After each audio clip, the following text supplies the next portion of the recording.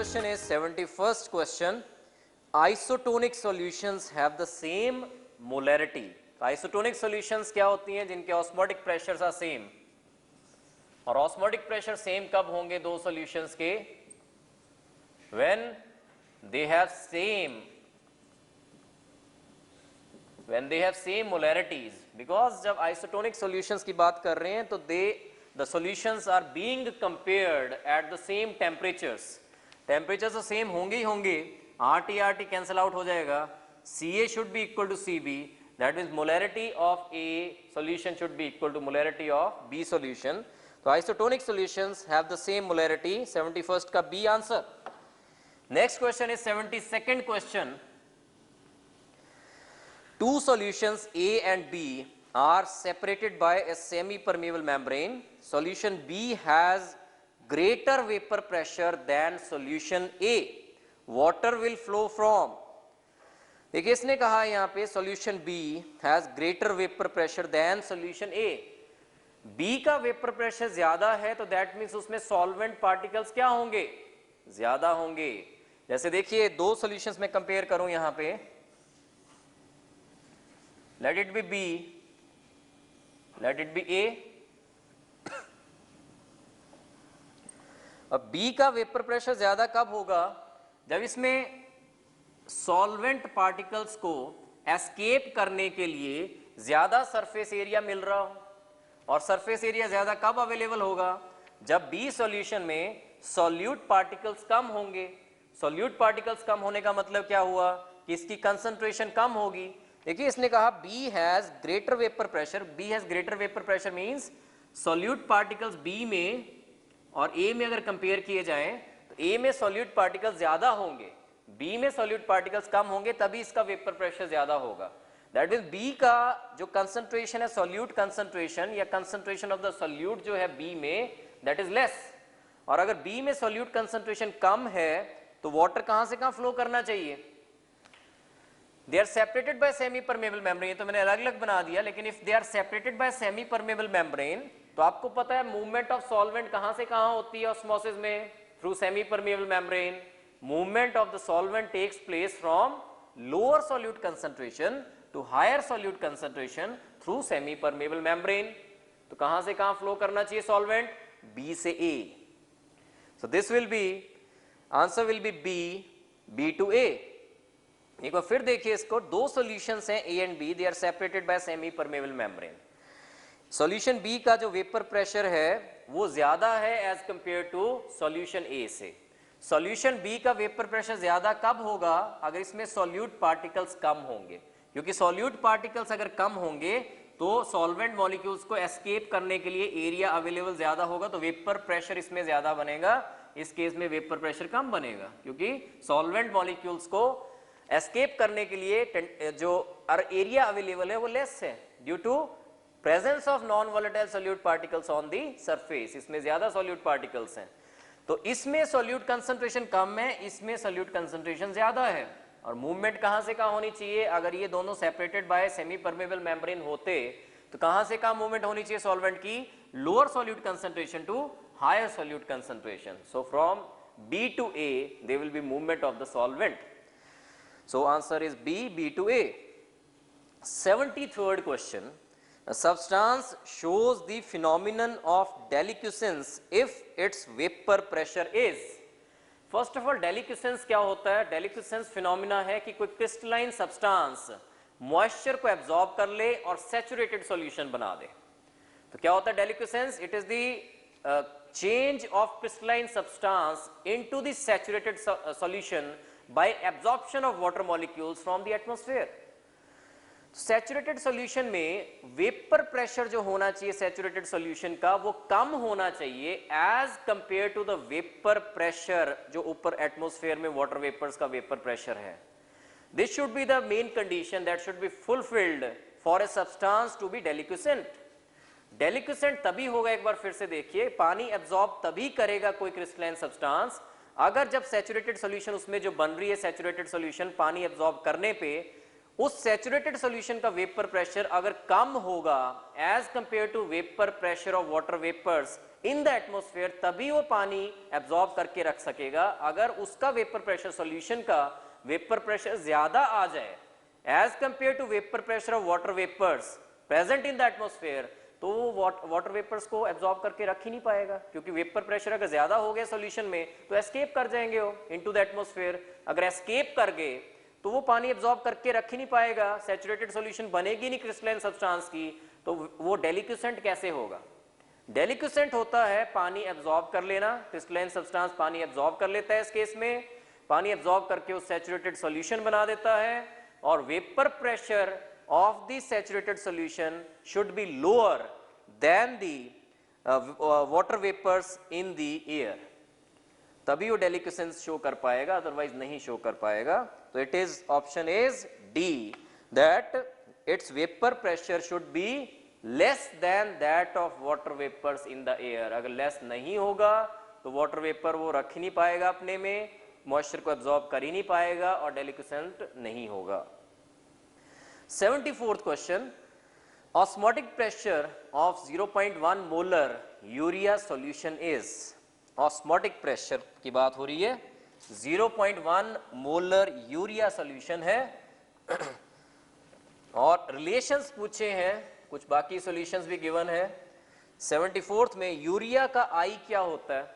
Urea ना तो dissociate होता है ना एसोसिएट होता है, तो आई फॉर यूरिया इज 1। तो इफेक्टिव मोलैरिटी, ऑस्मोटिक प्रेशर किस पे डिपेंड करेगा? I इंटू सी पे। तो यूरिया के लिए I into C is 0.1 into 1, 0.1 only. Temperature पे तो डिपेंड करना नहीं, सारा कुछ डिपेंड करना है I इंटू सी वैल्यूज पे। I इंटू सी 0.1 इंटू 1, ये यूरिया के लिए वैल्यू आ गई I into C. A option में देखिए I इंटू सी जो भी दिया हुआ है यहाँ पे, ए ऑप्शन में बेरियम क्लोराइड है, I क्या होगा इस केस में? I विल बी 3, तो 3 इंटू 0.1, I इंटू सी क्या आ गया? 0.3। बी ऑप्शन में देखिए I इंटू सी क्या आ जाएगा? Same as that of 0.1 molar NaCl, NaCl के लिए I क्या है? 2, 2 इंटू 0.1, 0.2।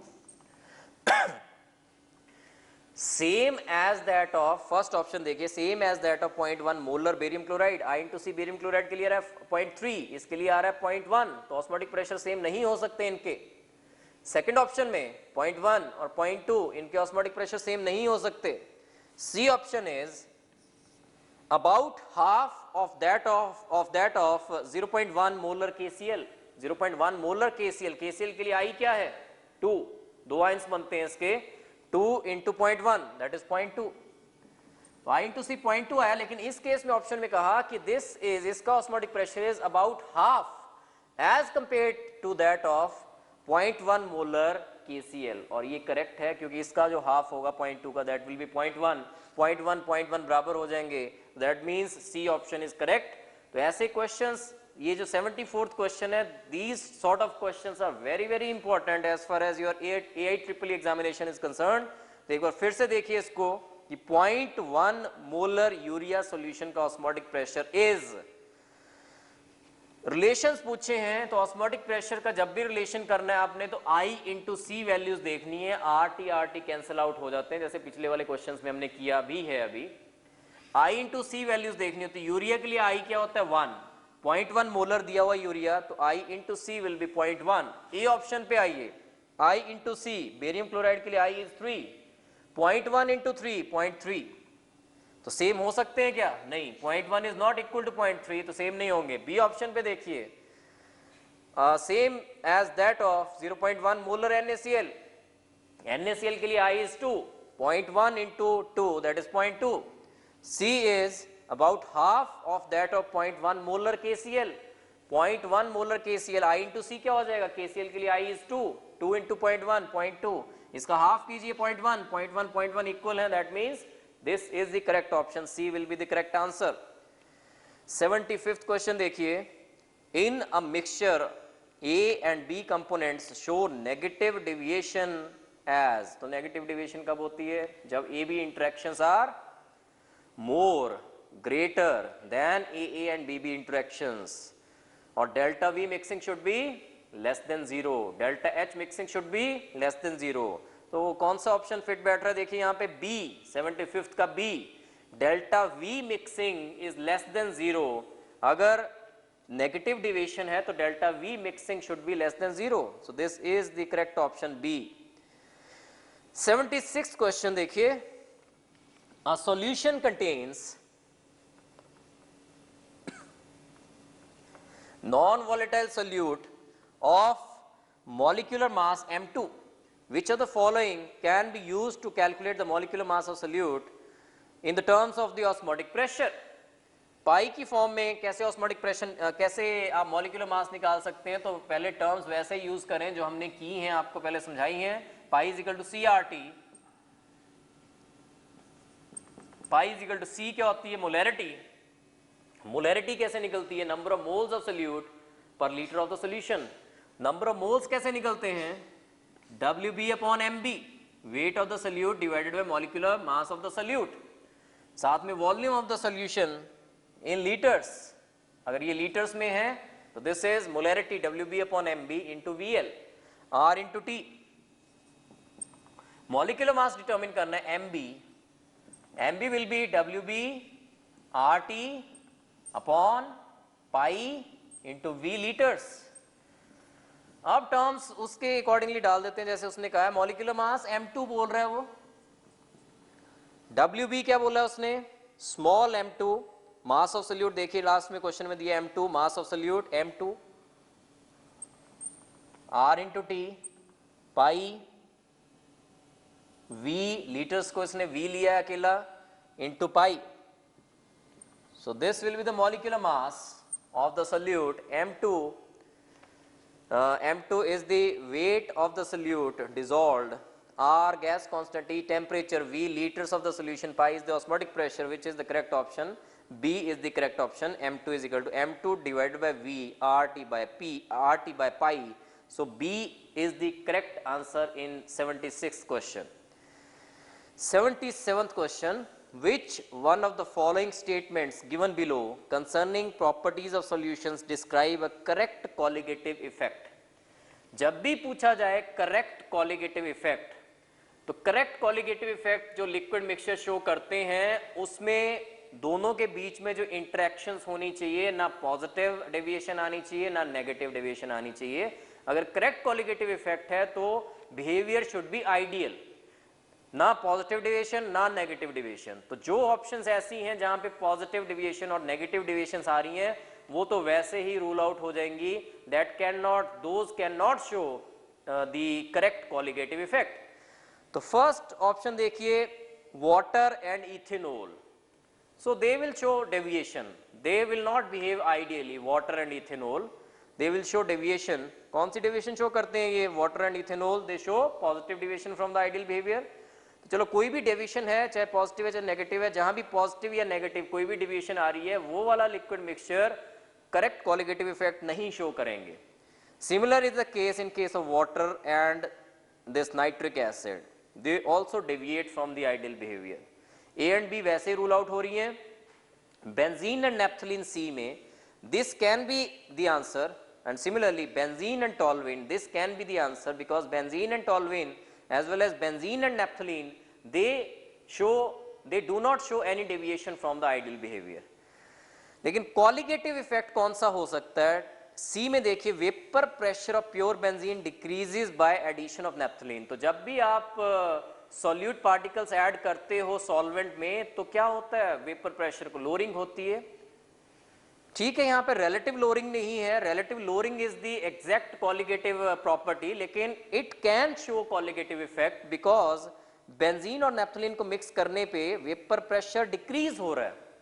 और डी ऑप्शन में क्या प्रॉब्लम आ रही है कि boiling points of pure benzene, boiling point of pure benzene decreases by addition of toluene. और आपको पता है कि कॉलिगेटिव इफेक्ट कौन सा है, कॉलिगेटिव प्रॉपर्टी कौन सी है? Elevation in the boiling point is the colligative property. लेकिन यहां पे क्या हो रहा है? डी ऑप्शन में बॉइलिंग पॉइंट क्या हो रहा है? डिक्रीज हो रहा है. एलिवेशन होना चाहिए तब कॉलिगेटिव इफेक्ट आएगा. यहां पे डिक्रीज हो रहा है बॉइलिंग पॉइंट में, तो D can not be the answer. C is the correct answer. Vapour pressure of pure benzene decreases by addition of naphthalene. तो देखिए एक बार फिर से इसको 77th क्वेश्चन को कि करेक्ट कॉलिगेटिव इफेक्ट कौन से वाले नीचे वाले लिक्विड मिक्सचर से शो कर रहे हैं, ये इसने पूछा है. करेक्ट कॉलिगेटिव इफेक्ट की जब भी बात होगी तो लिक्विड्स के बीच में पॉजिटिव या नेगेटिव डेविएशन नहीं होनी चाहिए।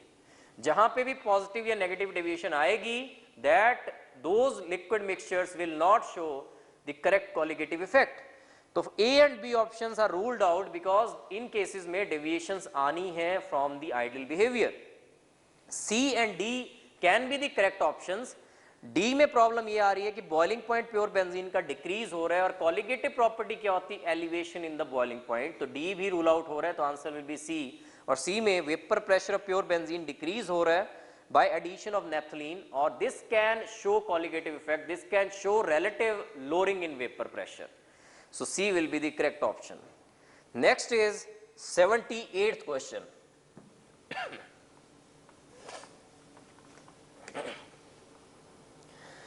The mole fraction of solute in 1 molar aqueous solution is, mole fraction निकालनी है आपने solute की, of solute in 1 molar aqueous solution. What is 1 molar? 1 molar means 1 mole of solute is dissolved in or present in 1000 grams of solvent. 1000 ग्राम या 1 kg of solvent. solvent क्या है? aqueous solution है. solvent क्या है? water. so mole fraction निकालने के लिए आपको दोनों चीजों के मोल्स चाहिए होते हैं, सॉल्यूट के भी सॉल्वेंट के भी। सॉल्यूट के मोल्स गिवन है 1 मोल, सॉल्वेंट के मोल्स निकालने हैं H2O के। H2O के मोल्स कैसे निकलेंगे? Weight of the solvent, that is weight कितना है 1000 gram divided by molecular weight 1000 divided by 18, this will be equal to 55.55 or 55.56. So now we have to calculate the mole fraction of solute. Mole fraction कैसे निकलती है? जिसकी mole fraction निकालनी उसके moles ऊपर, solute की मोल फ्रैक्शन निकालनी, moles कितने हैं सॉल्यूट के 1 divided by total number of moles, solute plus solvent, that is 1 plus 55.56, this will be equal to 0.018, 0.018, this will be mole fraction of solute in this case. Next is 79th question. Which of the following pairs show positive deviation from Raoult's law? Positive deviation कब आती है from the Raoult's law? जब AB interactions are weaker than AA and BB type of interaction. जब AB interactions weak होती हैं as compared to AA and BB type of interaction, तो vapor pressure जो आता है that is more, PA जो आएगा that will be more than the expected ideal, जो आइडियली एक्सपेक्टेड था उससे ज्यादा आएगा, PA will be greater than PA naught XA, PB will be greater than PB naught XB. So positive deviation तब आएगी जब AB type of interactions weak हों as compare to AA and BB type of interactions. और इन options में देखिए first से शुरू हो, अगर acetone and chloroform first of all, so this is 79th question. Acetone and chloroform first of all. Acetone and chloroform, this is chloroform CHCl3 or acetone CH3CO CH3. There is partial negative charge on this negatively charged this oxygen, electronegative oxygen. इस electron cloud को ये अपनी तरफ खींच लेता है, उससे यहाँ पे डेल्टा नेगेटिव चार्ज आएगा, पार्शियल नेगेटिव चार्ज। यहाँ पे there will be partial positive charge, तो इसमें क्या होगा? इंटरेक्शन हो जाएगी, ये वाली हाइड्रोजन बॉन्ड बनेगा। जब आप एसीटोन और क्लोरोफॉर्म को मिक्सअप करोगे then there will be formation of this hydrogen bond. इसलिए AB टाइप ऑफ इंटरेक्शंस इसमें क्या आ रही हैं? AB type of interactions are greater than AA and BB type of interactions. और जब AB type of interactions are greater than AA and BB type of interactions, तो क्या होना चाहिए? कौन सा behaviour from the ideal? Ideal behaviour से किस साइड को डेविएशन आएगी? Negative deviation, this will be negative deviation, but he is asking for positive deviation. Second case, methanol और benzene, benzene and methanol, methanol methanol methanol, इनमें कौन सी interactions होती हैं आपस में? हाइड्रोजन बॉन्ड्स होते हैं। मिथेनॉल और मिथेनॉल मॉलिक्यूल्स में हाइड्रोजन बॉन्ड्स हैं। जब आप बेंजीन को डाल दोगे बीच में तो क्या हो जाएगा?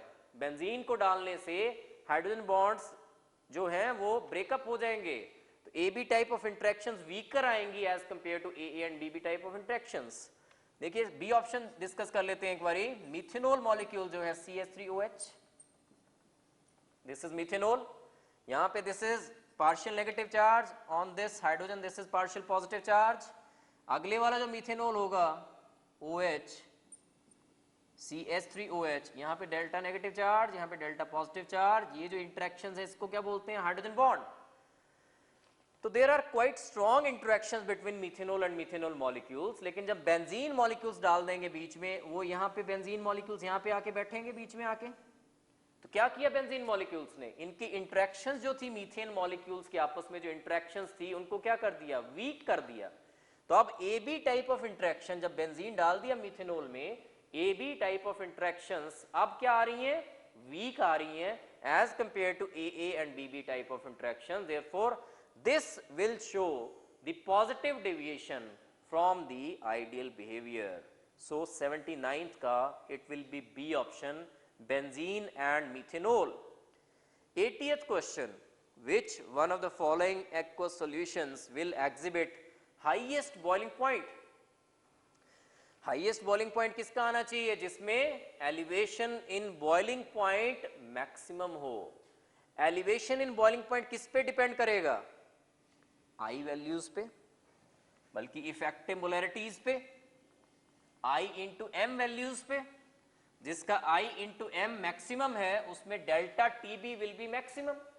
तो ऐसे वाले जो भी क्वेश्चंस होते हैं जिसमें क्वालिटेटिव प्रॉपर्टी की बात की गई है, तो आप देखिए आई इंटू एम वैल्यूज को, आई इंटू एम। अब डेल्टा टीबी हमने देखना है कि इसने पूछा which one of the following aqueous solutions will exhibit highest boiling point. तो delta TB will depend upon I into M value. बाकी इस पे सारा कुछ डिपेंड करना है। Higher the value of I into M, higher will be delta TB. जिसका elevation in boiling point ज्यादा है उसका बॉइलिंग पॉइंट भी ज्यादा होगा। तो अब एक एक करके देखें। इसमें ए ऑप्शन जो है, आई क्या होगा ग्लूकोज का? 1, तो आई इंटू एम क्या हो जाएगा? 0.015। बी के लिए आई क्या है कि NO3 के लिए 2, तो 2 इंटू 0.01 दैट इज 0.02। सी के लिए, यूरिया के लिए आई क्या होता है? 1, तो what will be I into M? 0.015। D option, Na2SO4 कैसे डिसोसिएट होगा? कितने आयंस बनेंगे? 3।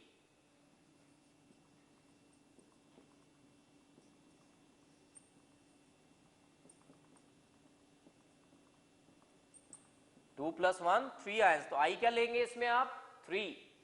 3 इंटू 0.01 दैट विल बी 0.03।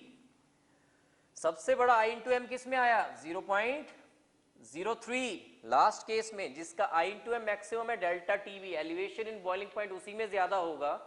जिसमें एलिवेशन इन बॉइलिंग पॉइंट ज्यादा है उसका boiling point will B highest.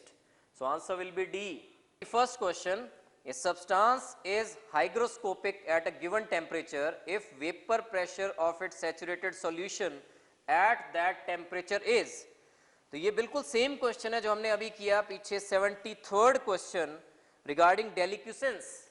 बस डिफरेंस यहाँ पे ये है कि डेलिक्यूसेंस में क्या था कि पानी एब्जॉर्ब करके क्रिस्टलाइन सब्सटेंस सैचुरेटेड सॉल्यूशन बना रहा था, और हाइग्रोस्कोपिसिटी क्या होता है? हाइग्रोस्कोपिसिटी होता है कि जब कोई क्रिस्टलाइन सब्सटेंस पानी एब्जॉर्ब करके, मॉइस्चर एब्जॉर्ब करके हाइड्रेटेड फॉर्म में चेंज हो जाए, that is hygroscopicity.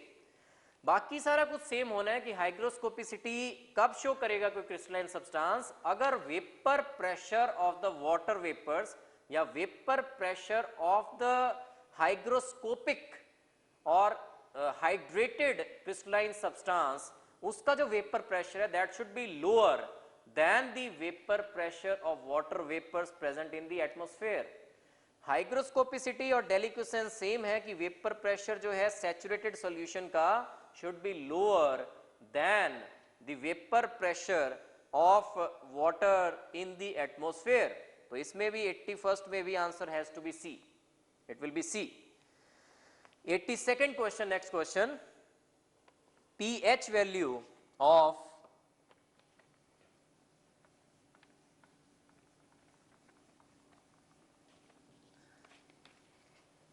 82nd question is pH value of 0.1 molar monobasic acid solution is 2 at room temperature T.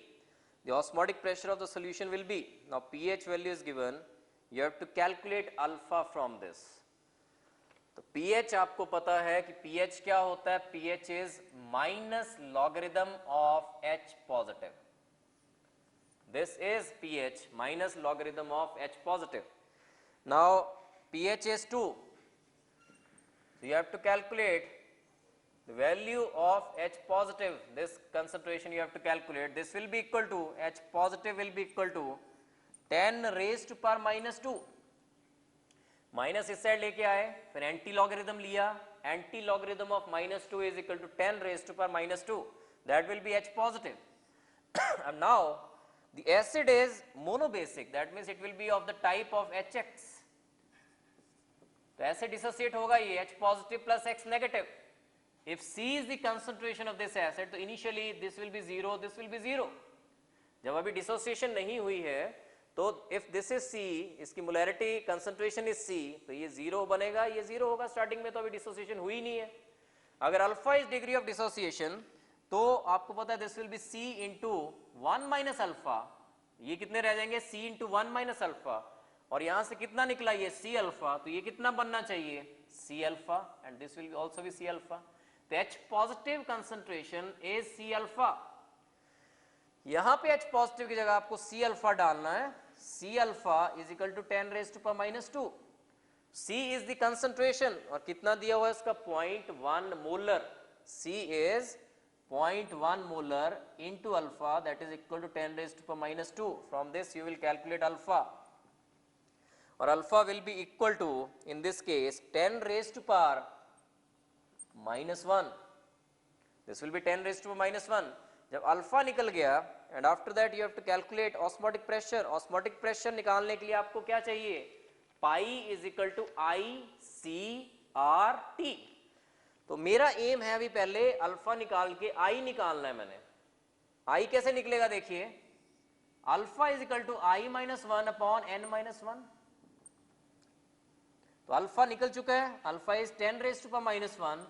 I have to calculate N क्या होगा HX के लिए, कितने आयंस बन रहे हैं, 2 आयंस बन रहे हैं. देखिए 2 माइनस 1 इज 1, तो I will be equal to, in this case it will be 1.1. I will be 1.1. जब I निकल गया तो what will be pi, pi is equal to ICRT. I 1.1, concentration कितना गिवन है 0.1, RT 1.1 into 0.1, this is equal to 0.11 RT. So this is the pi. एक बार फिर देखिए इस क्वेश्चन को कि pH गिवन है मोनोबेसिक एसिड का, और pH is 2, pH is given, concentration भी गिवन है 0.1. pH आपको पता है is minus logarithm of H positive, तो 2 is equal to minus logarithm of H positive. -1 से मल्टीप्लाई कीजिए दोनों side, -2 will be equal to logarithm of H positive. Anti log लीजिए -2 का, 10 raise to power -2. So H positive is equal to 10 raise to power -2. अब आपको ऐसा पता है कि HX इस हिसाब से डिसोसिएट होता है H positive plus X negative. अगर इनिशियल कंसंट्रेशन HX की C है तो दिस विल बी 0 एंड 0. अगर alpha is degree of dissociation of HX, तो C इंटू 1 माइनस अल्फा ये रह जाएगा डिसोसिएट होने पे. अगर C इंटू 1 माइनस अल्फा रह गया तो कितना निकला देखिए यहां से C अल्फा. इसको एक्सपेंड करें अगर, तो दिस इज C और माइनस C अल्फा. कितना गया C में से, C अल्फा डिसोसिएट हुआ. तो अगर ये C अल्फा डिसोसिएट हुआ तो ये कितना बनना चाहिए C अल्फा, ये कितना बनना चाहिए C alpha. So H positive concentration is C alpha, और H पॉजिटिव कंसंट्रेशन यहां भी निकाल लिए 10 रेज टू पावर -2. तो अल्फा H पॉजिटिव को C अल्फा डालिए आप, C alpha is equal to 10 raise to power -2. Alpha निकालना है, C गिवन है यहाँ पे कंसंट्रेशन इसकी मोनोबेसिक एसिड की 0.1 गिवन है. 0.1 into alpha, alpha will be 10 raise to power -1. अब इसमें आ जाइए आप, क्योंकि I निकालना है आपने ऑस्मोटिक प्रेशर के लिए, आपको I चाहिए, तो आपको I निकालना है इस इक्वेशन से. Degree of dissociation alpha is equal to I minus 1 upon N minus 1. So alpha is 10 raise to power -1. I minus 1, N क्या है इसके लिए 2, 2 माइनस 1 विल बी 1, तो I विल बी 1.1. और जब I आ गया तो pi is equal to ICRT. I is 1.1, C is given 0.1 molar, RT, so 1.1 into 0.1 is 0.11, so pi will be equal to 0.11 RT. Answer will be D, 0.11 RT. So next question is 83rd question. Consider a 0.1 molar solutions of two solutes A and B. A behaves as a non-electrolyte while 80% of B dimerizes. A behaves as a non-electrolyte while 80% of B dimerizes. Which of the following statements is correct regarding these solutions? So this is also very important question, 83rd question. A एक non-electrolyte है, that means I A के लिए क्या होना चाहिए? It should be 1. जो non electrolyte है वो ना डिसोसिएट होगा ना एसोसिएट होगा, तो जो चीज डिसोसिएट भी नहीं हो रही है एसोसिएट भी नहीं हो रही है उसके लिए I विल बी 1. A के लिए I इज इक्वल टू 1. और B कहता है B जो है 80% डाइमराइज करता है, तो B के लिए I क्या होना चाहिए? I should be less then 1, क्योंकि डाइमराइजेशन हो रही है, एसोसिएशन हो रही है, तो I should be naturally less than 1. Which of the following statements is correct regarding these solutions? तो A option देखिए, the boiling point of solution A is less than that of B. Boiling point of A is less than that of B. आप देखिए कोई भी colligative property किस पे depend करती? I पे. I की वैल्यू किसकी ज्यादा है, A की या B की? A के लिए I की वैल्यू ज्यादा है, तो A के लिए delta TB elevation in boiling point क्या होना चाहिए? A के लिए. देखिए I की वैल्यू जिसके लिए ज्यादा है उसके लिए कॉलिगेटिव प्रॉपर्टी भी ज्यादा होगी, क्योंकि बॉइलिंग पॉइंट की बात हो रही है, तो elevation in boiling point delta TB इन दोनों में किसके लिए ज्यादा होना चाहिए? जिसके लिए I बड़ा है, तो delta TB elevation in boiling point किसका ज्यादा होगा? A का. और जिसके लिए एलिवेशन ज्यादा है बॉइलिंग पॉइंट में उसका boiling point should be higher. Boiling point of solution A will be more than the boiling point of solution B. तो A is incorrect. एक आंसर नहीं हो सकता. उसने कहा boiling point of solution A is less than that of B. So A is incorrect. B पे आइए, the osmotic pressure of solution B will be more than that of B. I की value किसकी ज्यादा है? A की. जिसके लिए I की वैल्यू ज्यादा है उसके लिए osmotic pressure भी ज्यादा होगा. तो osmotic pressure of A is greater, is larger than that of osmotic pressure of B. तो B भी इनकरेक्ट है. C पे आइए, the freezing point of solution A will B less than that of B. दोनों में I किसका ज्यादा है? A का. तो डिप्रेशन इन फ्रीजिंग पॉइंट किसका ज्यादा होगा? डेल्टा TF किसका ज्यादा होगा? A का. जिसका डिप्रेशन इन फ्रीजिंग पॉइंट ज्यादा होगा उसका फ्रीजिंग पॉइंट क्या होना चाहिए? लोअर होना चाहिए. तो फ्रीजिंग पॉइंट किसका लोअर होगा? A का. लेकिन यहां क्या कहा है इसने? Freezing point of solution A will B less than that of B. So this is correct option. तो सारे केसेस में ऐसों में आपने ऐसे क्वेश्चंस में आपने I को देखना होता है. इस क्वेश्चन को फिर से देखिए, this is very very important question. 83rd question. Consider 0.1 molar solutions of two solutes A and B. A behaves as non electrolyte. जो नॉन इलेक्ट्रोलाइट है उसके लिए I will be 1. A is behaving as a non electrolyte, I will be 1. Whereas 80% of B dimerizes. तो B क्या हो रहा है? Associate हो रहा है, डाइमराइजेशन हो रही है, तो I will be less than 1 in this case. जब I के बारे में आपको आइडिया लग गया, कंपैरिजन कर सकते हो आप दोनों का इनमें, तो आप इनकी कॉलिगेटिव प्रॉपर्टीज को भी कंपेयर कर सकते हो. तो A ऑप्शन में boiling point of solution A will B less than that of B. Delta TB किसका ज्यादा होना चाहिए? जिसका I ज्यादा है उसके लिए एलिवेशन इन बॉइलिंग पॉइंट ज्यादा होगा. एलिवेशन इन बॉइलिंग पॉइंट किसका ज्यादा होगा? A का. जिसका एलिवेशन बॉइलिंग पॉइंट ज्यादा होगा, एलिवेशन इन बॉइलिंग पॉइंट ज्यादा होगा, उसका बॉइलिंग पॉइंट भी ज्यादा होगा. तो boiling point of A will be मोर, लेकिन फर्स्ट में दिया हुआ boiling point of solution A is less than that of B. So A is incorrect. Osmotic pressure of solution B will be more than that of A. Osmotic pressure किस पे depend करेगा? I पे. I किसका ज्यादा है? A का. तो osmotic pressure किसका ज्यादा होना चाहिए? A का. So this is also incorrect. C option, the freezing point of solution A will be less than that of B. So this is correct because आपने compare करना है delta TF.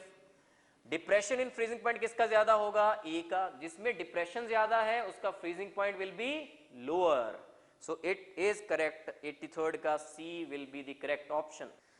Next question is 84th question, which of the following statements are not true? So he is asking that which are not true.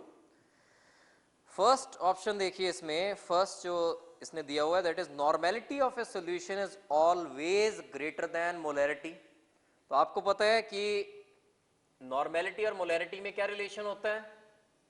Normality is molarity into valency. तो जरूरी तो नहीं है कि valency is always greater than 1, it can be 1 also. अगर 1 हो जाए तो normality will be equal to molarity. So how can we say that normality is always greater than molarity? So it will not be first is not true कि normality of a solution is always greater than molarity. It can be equal to molarity also. Second is normality of a solution increases with the increase in temperature. Normality आपको बताया गया है कि normality की definition क्या है? Number of gram equivalents of solute, number of gram equivalents of solute per liters of solution। तो अगर आप टेम्परेचर इंक्रीज करते हो तो वॉल्यूम ऑफ द सॉल्यूशन को क्या होगा? वॉल्यूम ऑफ सॉल्यूशन को क्या होना चाहिए? एक्सपेंशन हो जाएगी। जब एक्सपेंशन हो जाएगी तो वॉल्यूम इंक्रीज कर जाएगी on increasing the temperature. Normality को क्या होना चाहिए? अगर डिनोमिनेटर इंक्रीज कर रहा है तो normality will decrease. So normality of solution increases with increase in temperature. This is also wrong. First and second both are wrong. Third देखिए, normality of a solution may be equal to or more than molarity. This is correct. Normality can be equal to molarity अगर valency 1 है, और it can be greater than molarity also अगर valency is more than 1. So third is correct. Fourth is normality into equivalent mass is equal to molarity into molecular mass. Normality into equivalent mass, normality की definition देखिए कि number of gram equivalents of solute per liters of solution. gram equivalents क्या होते हैं? weight of solute upon equivalent weight, EB, साथ में volume of the solution in liters। इसको आप equivalent weight से multiply कीजिए, equivalent mass से multiply कीजिए, EB cancels out, we are left only with WB upon VL। Similarly जो second दिया हुआ मोलैरिटी इनटू मॉलिक्यूलर मास, वो भी करके देखते हैं हम। मोलैरिटी क्या होता है? Number of moles of solute, number of moles of solute पर litres of solution, VL। Number of moles of solute कैसे निकलते हैं? WB अपॉन MB, साथ में volume of the solution in litres. तो मोलैरिटी को मॉलिक्यूलर मास से multiply कीजिए, MB से मल्टीप्लाई कर दीजिए, इसको क्या आएगा? MB will cancel out, we are left only with WB by VL। तो इसमें भी नॉर्मेलिटी को जब आपने इक्विवेलेंट मास से मल्टीप्लाई किया तो WB अपॉन VL बचा, इसमें भी जब मॉलिक्यूलर मास से मल्टीप्लाई किया WB बाय VL बचा। तो दोनों केसेस में इक्वल आ रही है WB by VL, WB by VL। So normality into equivalent mass is equal to molarity into molecular mass. So fourth is also correct, third is also correct। पर उसने पूछा था which of the following statements are not true? So first and second are not true. So answer will be A option 1 and 2. 85th question, next question. Increasing the temperature of an aqueous solution will cause।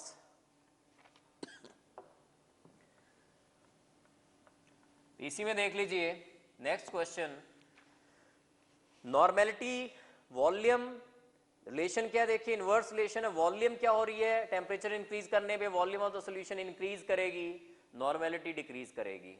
Molarity भी volume क्योंकि increase करेगी, molarity will decrease. तो इसने पूछा था increasing the temperature of an aqueous solution will cause decrease in molarity. Molarity में तो कोई फर्क नहीं पड़ता बिकॉज मोलैरिटी में we have weight of the solvent in KGs, नीचे जो होता है वो weight of the solvent in KG होता है। Decrease in molarity, yes this is correct. Molarity में डिक्रीज आएगा क्योंकि वॉल्यूम ऑफ द सॉल्यूशन में इंक्रीज आएगा with the rise in temperature, so molarity will decrease. So it will be B option. 86th question, when a solution containing non volatile solute is diluted with water, dilution कर रहे हैं, non volatile solute वाली solution है, उसमें पानी डाल रहे हैं, तो क्या होना चाहिए? नेचुरल है कि पानी डाल रहे हैं, सॉल्वेंट मॉलिक्यूल्स इंक्रीज कर रहे हैं, तो वेपर प्रेशर तो इंक्रीज ही होगा, they will be increase in the vapour pressure. लेकिन फ्रीजिंग पॉइंट इंक्रीजेज, इसके फर्स्ट ऑप्शन, ऑप्शन वाइज चलते हैं हम, देखिए it's vapour pressure as well as freezing point increases. Vapour pressure तो नेचुरली इंक्रीज करेगा, but what about freezing point? Freezing point का देखिए क्या होगा, आपको पता है डेल्टा टीएफ क्या होता है? डिप्रेशन इन फ्रीजिंग पॉइंट किस पे डिपेंड करता है? वो केएफ, मोलैलिटी। मोलैलिटी क्या चीज है? मोलैलिटी है number of moles of solute, molality is number of moles of solute पर केजी ऑफ सॉल्वेंट। सॉल्वेंट आपने इंक्रीज किया है, पानी डाला है और सॉल्यूशन में, तो केजी ऑफ सॉल्वेंट जो है, ये वाला फैक्टर क्या हो रहा है? इंक्रीज हो रहा है। ये वाला फैक्टर इंक्रीज हो रहा है, तो इसको क्या होगा? ये डिक्रीज होगा। Depression in freezing point will decrease. Depression in freezing point decrease करने का मतलब क्या है? Freezing point will increase, freezing point will increase. So first is the correct option. एक बार फिर से देखिए, फर्स्ट फैक्टर तो आपको क्लियर हो गया होगा कि जब सोल्यूशन में कंटेनिंग नॉन वॉलेटाइल सोल्यूट में डाइल्यूशन कर दी जाए, वाटर डाल दिया जाए, तो वेपर प्रेशर तो इंक्रीज होगा ही होगा, क्योंकि number of solvent molecules increase कर रहे हैं। लेकिन सेकंड फैक्टर जो है डेल्टा टीएफ देखना है आपने। जब भी फ्रीजिंग पॉइंट की बात आती है, आपने डिप्रेशन इन फ्रीजिंग पॉइंट पे आना है पहले। Delta TF is equal to KF molality. Molality होती है number of moles of solute पर केजी ऑफ सॉल्वेंट। जब पानी डाला आपने, तो सॉल्वेंट जो केजी ऑफ सॉल्वेंट है दैट विल इंक्रीज। ये इंक्रीज कर रहा है, तो डेल्टा टीएफ डिक्रीज करेगा। डेल्टा टीएफ डिक्रीज करने का मतलब है कि depression in freezing point decrease कर रही है, तो depression in freezing point decrease करने का मतलब है फ्रीजिंग पॉइंट इंक्रीज करेगा। फॉर एग्जांपल, अगर मान लीजिए पहले depression in freezing point 4 degree Celsius का था, अब डिप्रेशन इन फ्रीजिंग पॉइंट हो गया 2 डिग्री सेल्सियस का। पहले अगर depression in freezing point 4 degree Celsius का था, तो फ्रीजिंग पॉइंट क्या था? -4 डिग्री सेल्सियस। अब अगर डिप्रेशन इन फ्रीजिंग पॉइंट कम हो गया है, तो अब फ्रीजिंग पॉइंट क्या हो गया? -2 डिग्री सेल्सियस। कौन सा बड़ा है इसमें? -2 डिग्री सेल्सियस। तो freezing point will also increase. So A is the correct option 86 का। 87th question, the elevation in boiling point when 13.44 gram of CuCl2, molecular mass given है 134.4 AMU, is added to 1 kg of water is। Elevation in boiling point calculate करना है आपने इस question में 87th में। और elevation in boiling point calculate करने के लिए फॉर्मूला आपको पता है कि डेल्टा टीबी क्या होता है? Is equal to I K B M. This is the formula for elevation in the boiling point. I कितना होगा CuCl2 के लिए? Because nothing is mentioned about degree of dissociation. तो आई आप क्या लोगे? जितने आयंस बनेंगे उतना ले लोगे। CuCl2 के लिए आई क्या होना चाहिए? जितने आयंस बनेंगे। कितने आयंस बनेंगे CuCl2 के? Cu2 positive plus 2Cl negative. How many ions? 1 + 2 3 ions, तो आई विल बी 3। Kb क्या होगा? दिया हुआ इसने 0.52। Molality number of moles of solute पर KG of solvent. Number of moles कैसे निकलते हैं? Weight of solute divided by molecular mass 134.4, साथ में नीचे weight of the solvent in kg. Solvent कितना है? 1 kg ऑफ वाटर। तो दिस इज केजी में ही है, तो आपको डिवाइड करने की कोई जरूरत नहीं 1000 से। This will be delta TB. अब इसको कैलकुलेट करें, दिस इज इक्वल टू 0.156 आ रहा है, लेकिन this can be rounded off और it will be 0.16। So answer is C, 0.16 will be delta TB in this case. 88th question, which of the following aqueous solutions will have maximum vapor pressure? Maximum vapour pressure किसमें होगा? जिसमें lowering in vapour pressure क्या हो? सबसे कम हो। Maximum vapour pressure किसमें होगा? जिसमें लोअरिंग सबसे कम हो। और लोअरिंग सबसे कम किसमें होगी? जिसकी आई की वैल्यू सबसे कम है। तो इसमें सबसे कम आई इंटू एम की वैल्यू सबसे कम है, तो आई इंटू एम देखना है आपने। फर्स्ट ऑप्शन देखिए, NaCl के लिए आई इंटू एम क्या होगा? फर्स्ट ऑप्शन में आई इंटू एम क्या होगा? NaCl के लिए I is 2, 2 into 0.1 that is 0.2. B option में I into M, I urea के लिए 1 होता है तो 0.1 ओनली. C ऑप्शन में कैल्शियम क्लोराइड के लिए I is 3, 3 into 0.1 that is 0.3. D option में I into M, FeCl3 है 4 आएगा नंबर ऑफ आयंस, तो 4 into 0.1 that is equal to 0.4. तो मैंने कहा कि इसने पूछा which of the following aqua solution will have maximum vapour pressure. Vapour pressure उस सॉल्यूशन का मैक्सिमम होगा जिसमें लोअरिंग सबसे कम हो रही है. लोअरिंग सबसे कम किस में होगी? जिसका I इंटू एम सबसे कम है, तो I इंटू एम सबसे कम है बी ऑप्शन में 0.1 मोलर यूरिया, तो it will be B option. 88 का answer is B.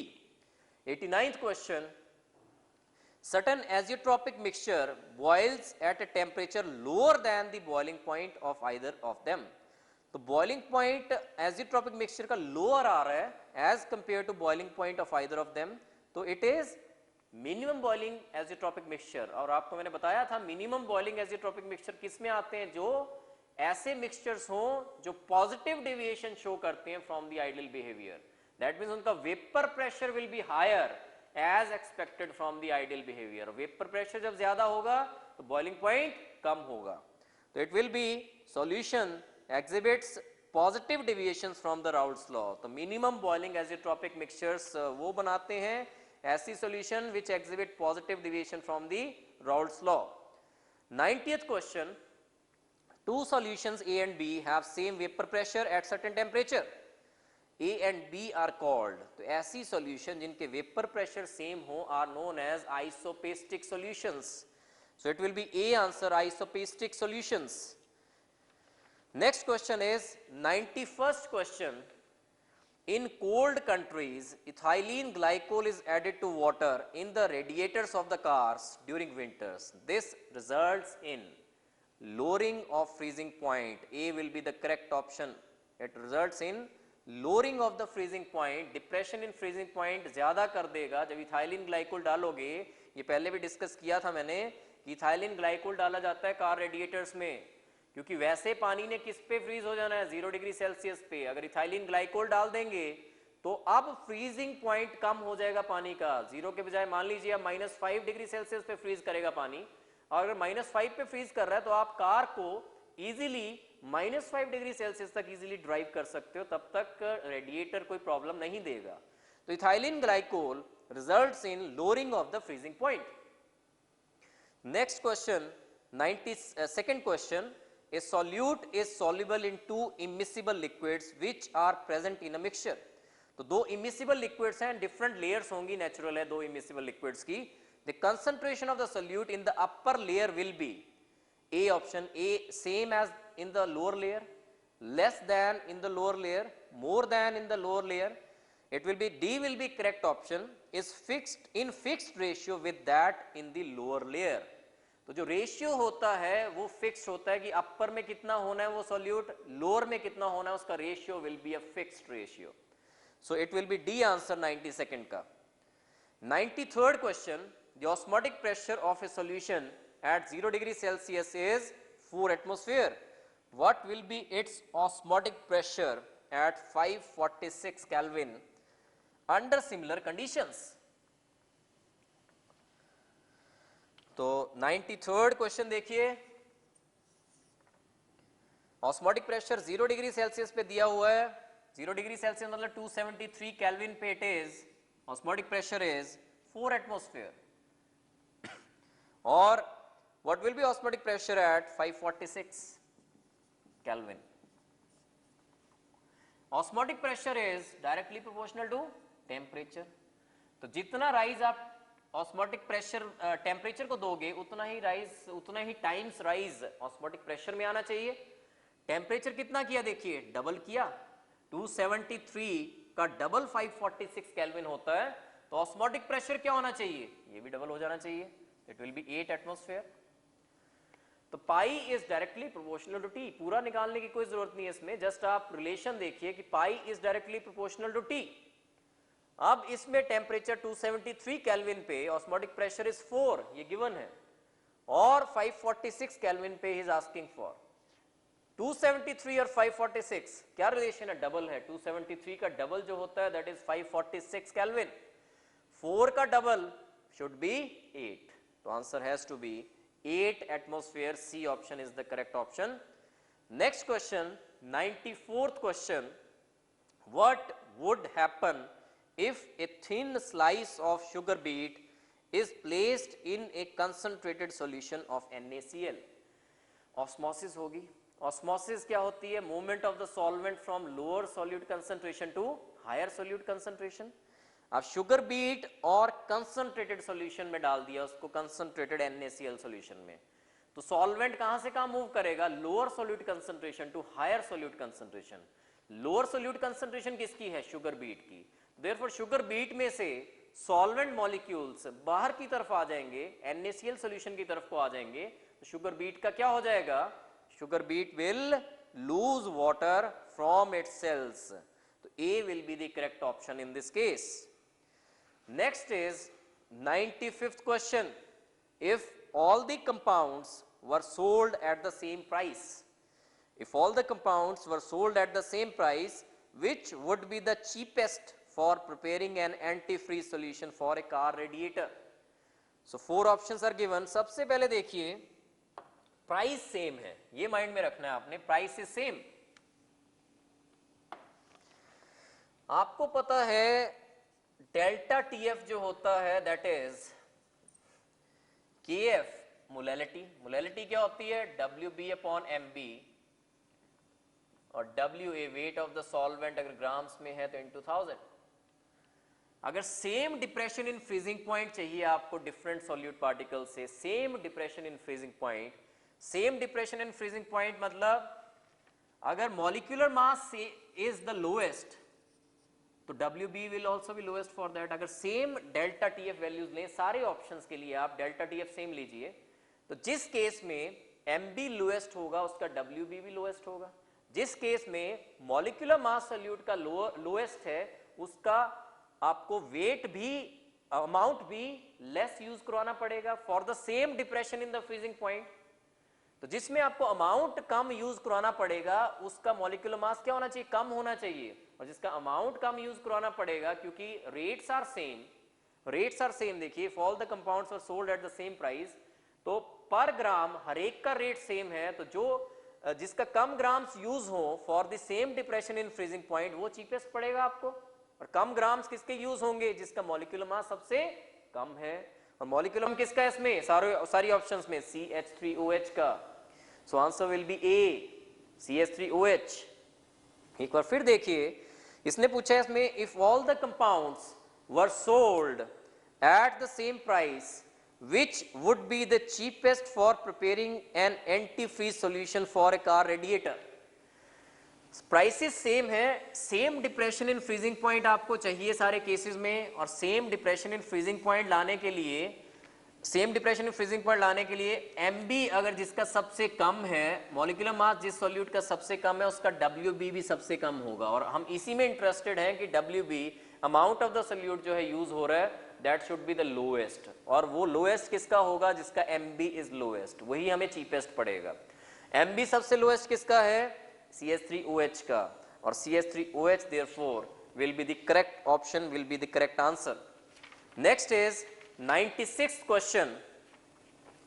At room temperature, the mole fraction of a solute is 0.25 and the vapor pressure of the solvent is 0.80 atmosphere. Then the lowering of vapor pressure is 96th question.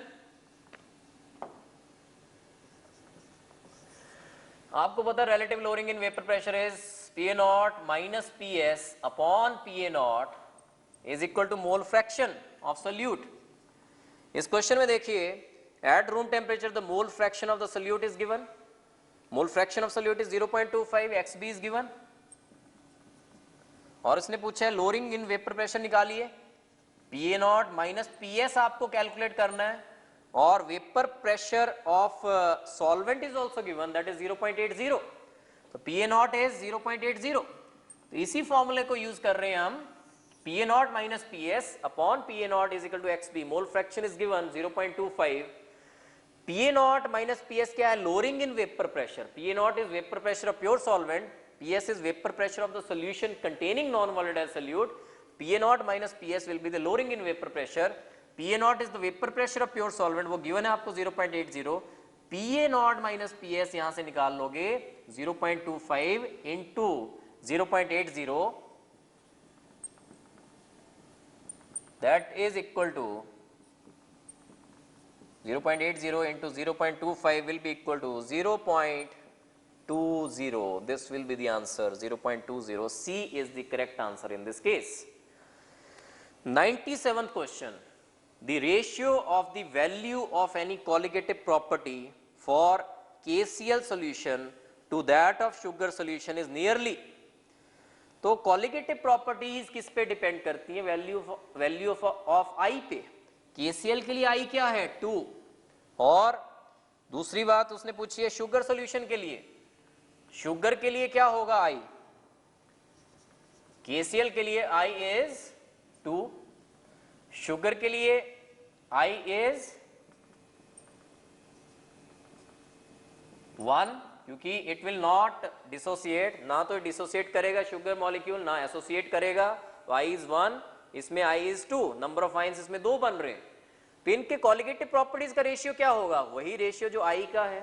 तो ratio will be 2:1. तो answer 97 का is C. Next question 98th question. The boiling point of a solution of 0.11 gram of a substance in 15 gram of ether was found to be 0.1 degree Celsius higher than that of pure ether. The molecular weight of the substance will be Kb given है. तो इसमें देखिए delta Tb given है आपको. 98th question. The boiling point of a solution of 0.11 gram of substance. 0.11 gram क्या हो गया? Weight of solute. In 15 gram of ether, 15 gram of ether क्या है? Weight of the solvent was found to be 0.1 degree Celsius higher than that of pure ether. तो ये क्या है? 0.1. This is delta Tb. This is delta Tb. The molecular weight of the substance will be. You have to calculate the molecular weight. तो आपको पता है delta Tb is equal to Kb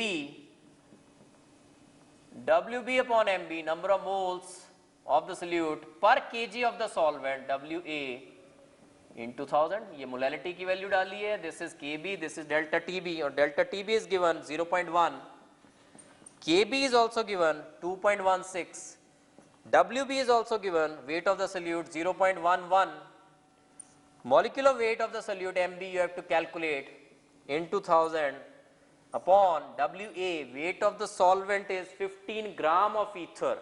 This is also given 15 gram. तो ये formula लग रहा है यहां से आपको Mb निकालना है. अगर if you calculate Mb from this equation, that will be equal to 158. The molecular mass of the solute is 158 grams.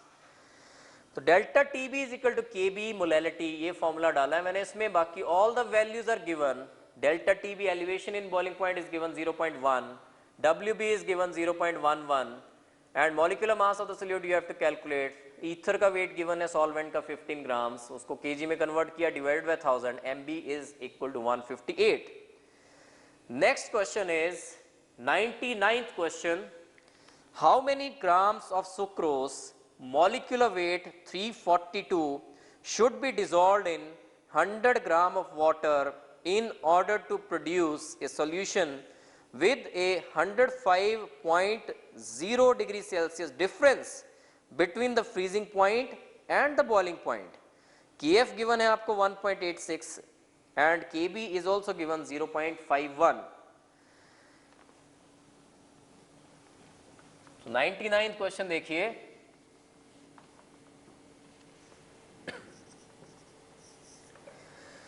How many grams of sucrose, molecular weight given at 342, should be dissolved in 100 gram of water in order to produce a solution with a 105.0 degree Celsius difference between the freezing point and the boiling point? जो TB और TF है, freezing point and TB, उनके बीच में जो difference है, that should be equal to 105. अब आपको पता है कि TB क्या होता है? बॉइलिंग पॉइंट कैसे निकलता है? 100 plus elevation in boiling point. Aqua solution के लिए अगर एलिवेशन मान लीजिए 2 डिग्री सेल्सियस का है, वैसे 100 पे वो बॉइल करती है, तो एलिवेशन अगर 2 डिग्री सेल्सियस का है तो बॉइलिंग पॉइंट कैसे निकलेगा सॉल्यूशन का? 100 प्लस 2। सिमिलरली मैं यहां पे कह रहा हूं कि boiling point of a solution will be 100 plus elevation in boiling point. Now the value of delta TB is equal to Kb into m. This will be boiling point, that is 100 plus Kb into m. Next is TF कैसे निकलता है? Freezing point is 0 minus delta TF. अगर depression in freezing point 2 degree Celsius का है aqua solution में, तो आप freezing point कैसे निकालते हो? 0 minus 2, that is minus 2 degree Celsius. Similarly, freezing point will be equal to 0 minus delta TF, and delta TF को आप लिखते हो minus KF m. So this will be minus TF will be minus KF m. अब इसने कहा जो difference है इन दोनों के बीच में TB minus TF, नेचुरल है TB की वैल्यू बड़ी होनी है एज कम्पेयर टू TF, तो TB minus TF that is 100 plus KBm minus of minus KFM, this is equal to, इसको सॉल्व करें अगर तो इसलिए 100 प्लस KB की वैल्यू गिवन है यहां पे क्वेश्चन में, KB is 0.51 m and minus of minus KFM, this will be plus KFM, plus KF is 1.86 into m. तो ये तो आ गया difference in boiling point and the freezing point, that is TB minus TF. TB होता है 100 plus KBM, ये डाल दी वैल्यू TB की, minus of minus KFM, TF की वैल्यू डाल दी, this will be 100 plus KBM, KB की वैल्यू डाल दी, minus of minus KFM, this will be plus 1.86 m. और ये गिवन है जो 100 प्लस डिफरेंस आया इन दोनों के बीच में, 100 plus 0.51 m plus 1.86 m, this difference is given that this difference is equal to 105. तो ये जो इक्वेशन बनी है आपकी ये वाली, from this you can calculate the molality, m की वैल्यू आ जाएगी अगर कैलकुलेट करें, m is equal to in this case 2.11. this is the molality in this case. अब क्वेश्चन था how many grams of sucrose 342 जिसका molecular weight होता है should be dissolved in 100 gram of water. इस case में आप molality डालिए, इसकी मोलैलिटी क्या आ गई है 2.11.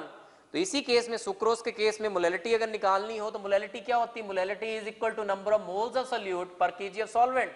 नंबर ऑफ मोल्स कैसे निकलते हैं? WB upon MB, these are number of moles पर KG of solvent, WA divided by 1000. How many grams, that means WB तो निकालना है आपको और M की वैल्यू डाल दीजिए जो आई है यहाँ पे 2.11. 2.11 is equal to WB, you have to calculate MB sucrose का क्या दिया हुआ है 342 given है, this molecular weight is given into 1000 upon WA.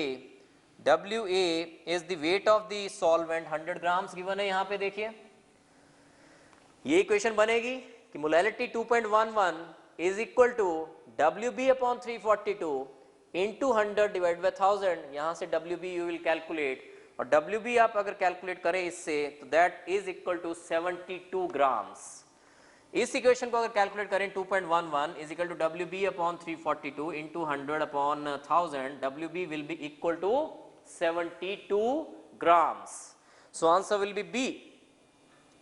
एक बार इसको देखिए 99th क्वेश्चन को. 99th क्वेश्चन कहता है वो कि जो सुक्रोज सॉल्यूशन है उसका जो बॉइलिंग पॉइंट है और जो फ्रीजिंग पॉइंट है उनमें जो डिफरेंस है that is equal to 105. Difference is given 105 degree Celsius का. TB निकलता कैसे है boiling point? 100 plus delta TB, 100 plus elevation in boiling point और डेल्टा TB की वैल्यू डाल दें तो KBM, 100 plus KB into molality. Similarly TF कैसे निकलता है फ्रीजिंग पॉइंट? फ्रीजिंग पॉइंट निकलता है 0 माइनस डेल्टा TF, और डेल्टा TF क्या होता है KFM, तो this will B minus KFM. इनके बीच में डिफरेंस जो है TB minus TF that will be equal to 100 plus 0.51 molal plus 1.86 molal, और ये जो डिफरेंस है दैट इज इक्वल टू 105। यहां से इस इक्वेशन से मोलैलिटी निकालोगे आप, मोलैलिटी इज इक्वल टू 2.11, और मोलैलिटी जो होती है that is equal to number of moles of solute पर KG of solvent. Number of moles of solute कैसे निकलते हैं, weight of the solute divided by molecular mass of the solute, साथ में नीचे होना चाहिए weight of the solvent in kg, WA divided by 1000 कर दिया, अगर if this is in grams.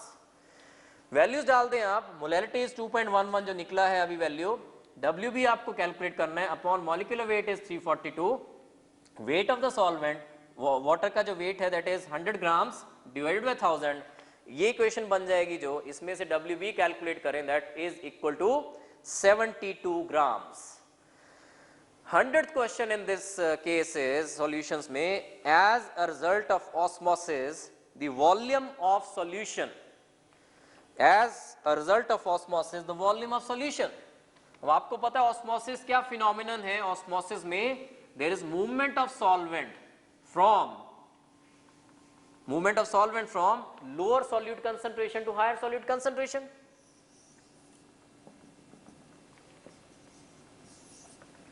अगर यहां पे सॉल्यूशन है, चाहे NaCl सॉल्यूशन चाहे शुगर सॉल्यूशन, यहां पे सॉल्वेंट है इस साइड को, दिस इज सॉल्वेंट, तो सॉल्यूट कंसंट्रेशन कहां पे कम है, सॉल्वेंट वाले कंपार्टमेंट में। इसमें सॉल्यूट कंसंट्रेशन कम होगी क्योंकि सॉल्यूट तो है ही नहीं यहाँ पे, तो ऑस्मोसिस जब होगी तो मूवमेंट ऑफ सॉल्वेंट कहां से कहां होनी चाहिए, from lower solute concentration to higher solute concentration, means इस साइड को मूवमेंट होगी। अगर सॉल्यूशन की साइड को वाटर की मूवमेंट हो रही है या कोई भी सॉल्वेंट की मूवमेंट हो रही है तो सॉल्यूशन का वॉल्यूम क्या होगा, as a result of osmosis the volume of solution should gradually increase. तो in this case option is B option, that is the correct option, it will gradually increase. So it was solutions.